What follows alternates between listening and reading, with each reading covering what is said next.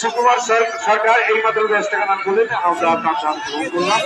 ঈশ্বরের কাছে কামনা করি সুকুমার যেন ভালো থাকেন, সুস্থ থাকেন, এই কামনা করি।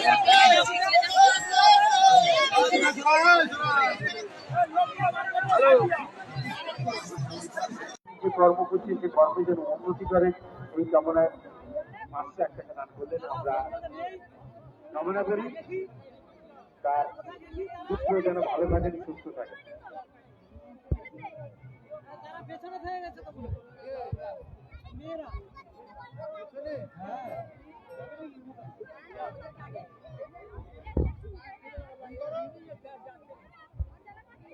আচ্ছা, যে রুমের মধ্যে ডাকি ছিল যে রুমের মধ্যে, সেই রুমের চাবি কি কার কাছে? ওনাদের একজন অসুস্থ হয়ে গেছে। এখনই কামনা করি গৌরবী যেন ভালো থাকেন, সুস্থ থাকেন, তার পরিবারে যারা রয়েছে তারা যেন ভালো থাকেন, সুস্থ থাকেন, সেই কামনা করি। আচ্ছা, যে সমস্ত সম্মানীয় ব্যক্তিরা বিভিন্ন পাড়ায় কানেকশন করেছিলেন তাদের উদ্দেশ্যে জানাচ্ছি আপনারা দয়া করে অফিসে এসে বসুন। আপনাদেরকে অনুরোধ